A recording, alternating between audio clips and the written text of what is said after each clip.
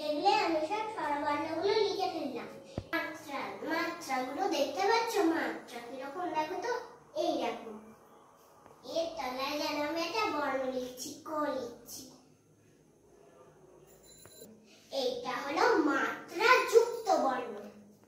তাহলে তোমরাই বলো এখানে মাত্রা যুক্ত বর্ণ কটা আছে?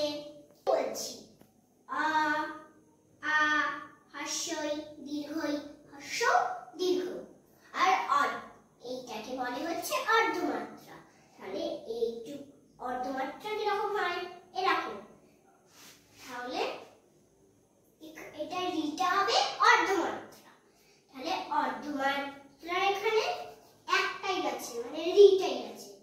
আর এখানে হচ্ছে মাত্রাহীন। তার মানে মাত্রা নেই এদের মাথায়। তুমি বলো তো এখানে কটা মাত্রাহীন বর্ণ আছে? আমি বলছি, এ, ওই, ও, ও। চারটে। তাহলে মাত্রা যুক্তর কটা? একটা, দুটো, তিনটে, চারটে, পাঁচটা, ছটা। আর অর্ধমাত্রার কটা? একটা।